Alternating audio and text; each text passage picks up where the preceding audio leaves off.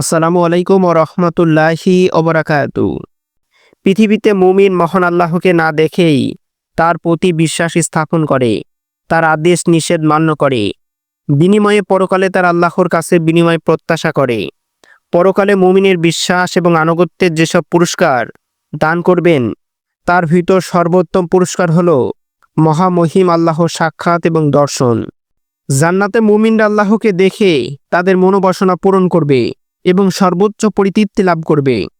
আহলে সুন্নাতুল জামাতের আকীদা এবং বিশ্বাস হল পার্থিব জীবনে মানুষের পক্ষে আল্লাহর সাক্ষাৎ এবং তার দেখা পাওয়া সম্ভব নয়। এজন্য মূসা আলাইহিস সালাম যখন হে আমার প্রতিপালক আমাকে দেখা দিন বলে সাক্ষাতের আবেদন করেছিলেন, তখন উত্তর দেওয়া হয়েছিল, তুমি কখনোই আমাকে দেখতে পারবে না।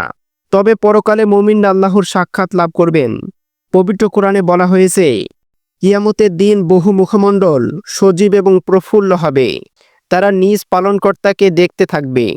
পরকালে মুমিনের কাছে আল্লাহর সাক্ষাৎ হবে সবচেয়ে প্রিয় বিষয়।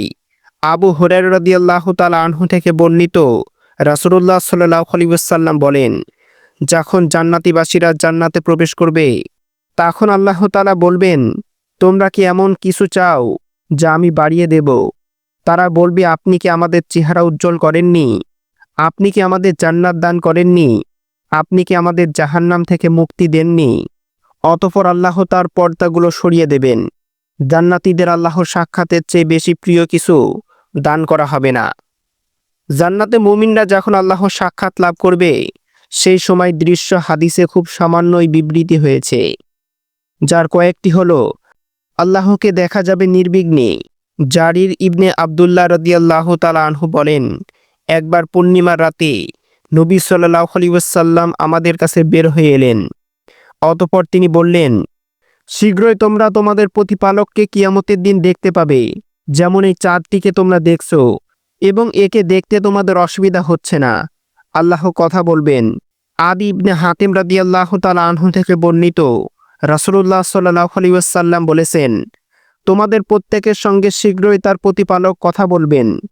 তখন প্রতিপালক এবং তার মধ্যে কোনো অনুবাদক আড়াল করে পর্দা থাকবে না। আদন জান্নাতে সাক্ষাৎ হবে। কায়েস রাদিয়াল্লাহু তাআলা আনহু থেকে বর্ণিত, নবী সাল্লাল্লাহু আলাইহি ওয়াসাল্লাম বলেছেন, দুটি জান্নাত এমন হবে, সেগুলোর পানপাত্র এবং তার ভিতরের সব কিছুই হবে রূপার। আর দুইটি জান্নাত এমন হবে, সেগুলোর পানপাত্র এবং তার ভিতরের সব কিছুই হবে সোনার। জান্নাতে আদনে তাদের এবং তাদের রবের দর্শনের মধ্যে তার চেহারার উপর অহংকারের চাদর ছাড়া আর কিছু আড়াল থাকবে না। জান্নাতীরা কৃতজ্ঞতায় সিজদা করবে।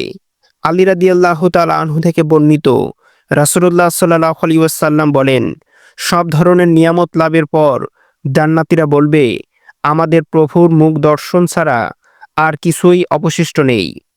তখন আল্লাহ তাআলা তাদের সামনে আত্মপ্রকাশ করবেন এবং জান্নাতীরা সেজদায় পড়ে যাবে। তাদের বলা হবে, তোমরা আমল করার স্থানে নেই, তোমরা রয়েছ প্রতিদান লাভের স্থানে। আল্লাহ তাআলা কোরআন তিলাওয়াত করবেন। বুরাইদা রাদিয়াল্লাহু তাআলা আনহু থেকে বর্ণিত, রাসূলুল্লাহ সাল্লাল্লাহু আলাইহি ওয়াসাল্লাম বলেন, নিশ্চয় জান্নাতীরা প্রতিদিন দুইবার মহাপরাক্রমশালী আল্লাহর কাছে প্রবেশ করবে। অতঃপর তিনি তাদের সামনে কোরআন তিলাওয়াত করবেন। পরকালে পাপীরা আল্লাহর সাক্ষাৎ পাবে, তবে তারা আল্লাহর দয়া এবং অনুগ্রহের চেহারা দেখবে না। তাদের প্রতি আল্লাহ থাকবেন রাগান্বিত।